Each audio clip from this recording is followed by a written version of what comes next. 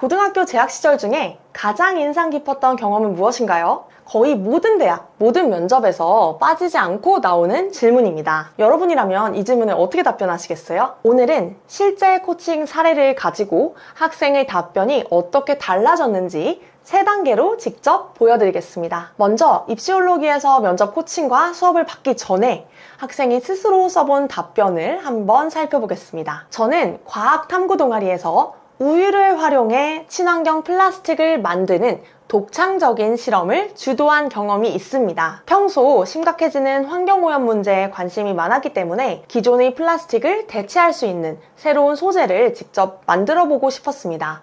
많은 자료들을 찾아보며 노력한 결과 실험에서 성공적으로 우유 카제인 플라스틱을 만들어낼 수 있었습니다. 앞으로 대학에 진학해서도 환경 문제 해결에 기여하는 훌륭한 신소재 공학자가 되겠다고 다짐했습니다. 자, 어떤 문제가 보이시나요?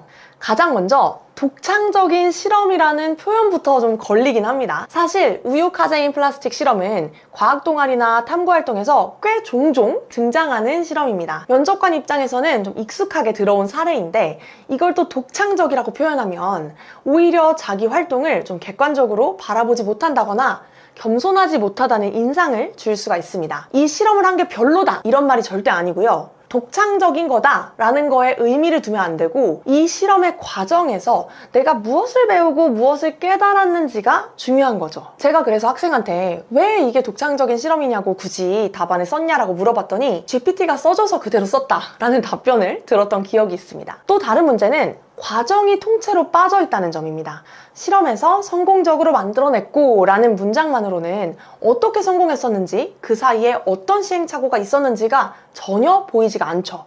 결과만 강조하다 보니까 그냥 생기부에 적힌 활동명을 그대로 읽는 듯한 그런 느낌마저 듭니다. 과정이 없으니 구체적인 스토리텔링도 당연히 없겠죠. 마지막으로 다짐도 너무 막연합니다. 환경 문제 해결에 기여하는 훌륭한 신소재 공학자가 되겠다라는 이 한 문장은 사실 너무 뻔하고 면접관 입장에서 전혀 기억에 남지 않는 임팩트가 없는 말에 가깝습니다. 굳이 점수를 준다면 이 답변은 100점 만점에서 한 30점 정도 줄 수 있을 것 같아요. 면접에 대한 기본기가 좀 많이 부족한 상태다 라고 보시면 됩니다. 그러면 다음은 입시올로기 온라인 강의를 들은 후에 이 학생이 스스로 다시 써본 답변입니다. 저는 과학탐구 동아리에서 친환경 우유 플라스틱 제조 실험을 하며 큰 깨달음을 얻은 경험이 있습니다. 처음에는 우유에 카제인 단백질을 굳혀서 플라스틱을 만드는 데 성공했지만 시판 플라스틱처럼 단단하지 않고 쉽게 부서지는 문제가 있었습니다. 그래서 저는 자료를 찾아보며 원인을 분석했고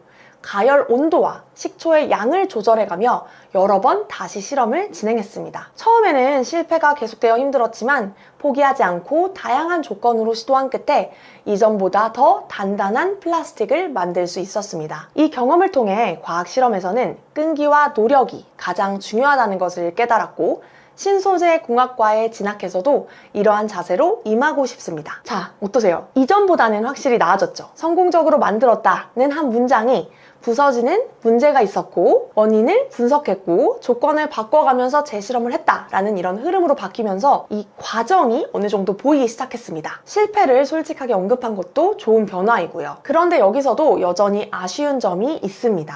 먼저 첫째, 이 경험을 통해서 배운 것, 깨달은 점이 너무 일반적이에요. 끈기와 노력이 가장 중요하다는 것을 깨달았다. 이거는 사실 운동을 해도 공부를 해도 어떤 활동을 해도 나올 수 있는 수준의 결론입니다. 과학 실험이라는 이 학생의 고유한 경험에서 나온 통찰이 아니라 그냥 어디에나 붙여도 되는, 어디에나 붙여도 다 말이 되는 그런 일반적인 문장인 거죠.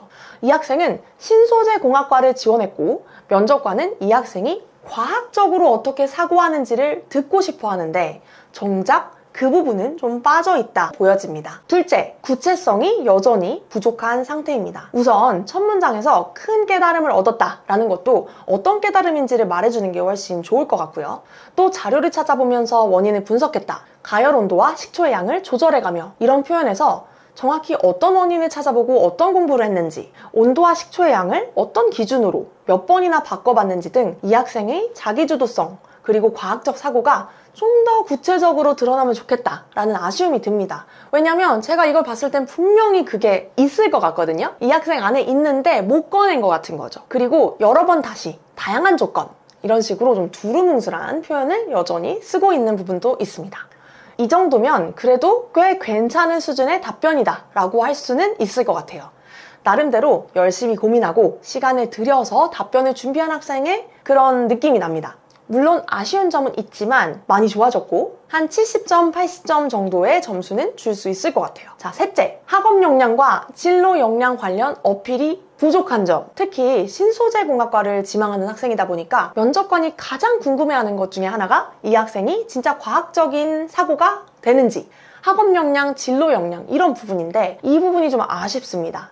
제 생각에도 충분히 이 실험 사례에서 어필할 수 있는 부분이 존재를 할 거거든요. 자, 그럼 이제 이 부분들을 좀 보완해 보도록 하겠습니다. 이 학생이 저와 1대1 코칭을 통해서 최종적으로 완성한 답변을 보여드리도록 하겠습니다. 우선 제가 기억에 나는 건 학생한테 굉장히 칭찬해줬던 기억이 나요. 처음 썼던 답변과 코칭 전에 가져온 자기가 쓴 답변이 너무 많이 성장을 한 거예요. 열심히 잘해줘서 고맙다라고 칭찬했던 기억이 나고, 이렇게 고민해서 자기가 좀 해보려는 학생들은 조금씩만 코칭을 해줘도 또 금방 더 좋아지더라고요. 자, 그러면 이제 저와 한 단계 더 파고들어서 완성도를 높인 최종 답변을 보여드리도록 하겠습니다. 과학탐구 동아리에서 진행했던 친환경 우유 플라스틱 제조 실험을 통해 과학적 탐구란 실패 원인을 파고드는 것이 중요하다는 점을 배웠습니다.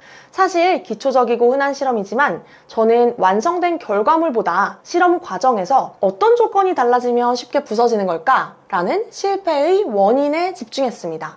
이를 탐구하기 위해 화학 시간에 배운 단백질 변성 원리를 다시 살펴보고 추가로 자료를 찾아보며 카제인의 등전점이 pH 4.6이라는 걸 알아낸 뒤 산성도와 가열 온도를 변인으로 설정해 3주간 재실험을 진행했습니다. 그 결과 카제인 단백질이 pH 4 부근에서 가장 조밀하게 응고되고 그 지점을 넘어 식초를 더 넣으면 오히려 일부가 다시 녹아 엉김이 느슨해진다는 것을 발견할 수 있었습니다. 신소재공학과에 진학한 후에도 정해진 답만을 찾는 것이 아니라 실패의 과정을 집요하게 파고드는 공학도로 성장하고 싶습니다. 자, 1대1 코칭을 통해 이렇게 최종 답변을 수정했습니다. 이전과 차이가 좀 느껴지시나요? 제가 답변에 깊이가 있어야 된다는 말을 계속하는데 이 예시를 보시면 그게 분명 와닿으실 거예요. 일단 어떻게 수정을 했는지 좀 짚고 넘어가자면 먼저 첫 번째, 약점을 보완하려는 전략을 담았습니다. 제가 이 학생과 1대1 코칭을 하면서 들어보니까 이 학생이 스스로 생각하는 약점이 본인이 생기부에 신경을 많이 못 썼대요. 그래서 생기부 내 진로 관련 활동들이 다른 학생들에 비해서 다양하지 않고 좀 수준이 높지 않다라는 점을 스스로 아쉬운 점으로 생각을 하더라고요. 그래서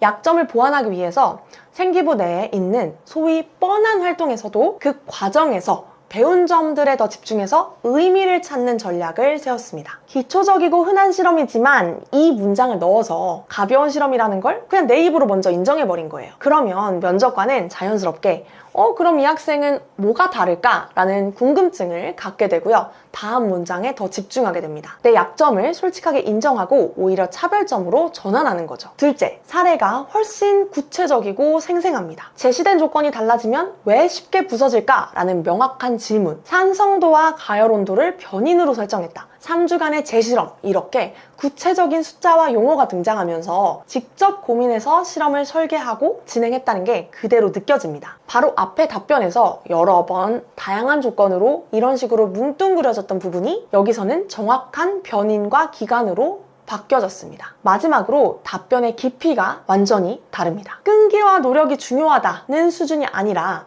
과학적 탐구 과정이 나오면서 학업 역량, 진로 역량에 자기 주도성까지 긍정적인 평가를 받을 수 있는 그 과정이 세세하게 나옵니다. 그리고 탐구란 실패 원인을 끝까지 파고드는 게 중요하다는 본인의 생각까지 잘 담아주셨죠. 이건 아무 활동에나 가져다가 붙일 수 있는 말이 아니라 이 실험을 정말 파고든 사람만 할 수 있는 말이라는 거죠.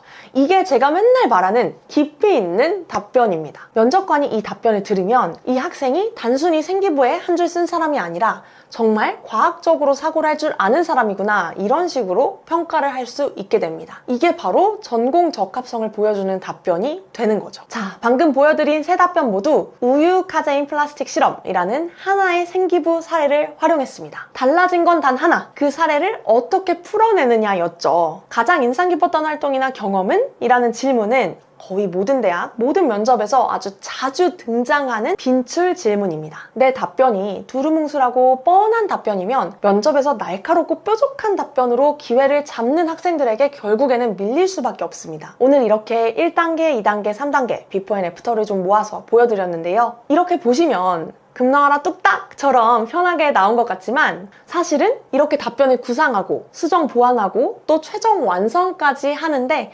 정말 오랜 시간과 많은 노력이 듭니다. 여러분의 생기부 안에도 다르게 풀어내면 훨씬 깊어질 수 있는 경험들이 분명 숨어 있을 거예요. 입시올로기의 면접 기본기 강의 그리고 1대1 코칭을 통해서 저와 함께 그 경험을 면접관의 마음을 움직이는 답변으로 완성해 보시면 좋겠습니다. 오늘 이 영상이 도움이 되셨다면 구독과 좋아요 꼭 눌러주시고요. 궁금한 점이 있으시거나 다뤄봤으면 좋겠다 하는 주제가 있으시면 댓글로 꼭 남겨주세요. 그럼 다음 영상에서 뵙겠습니다.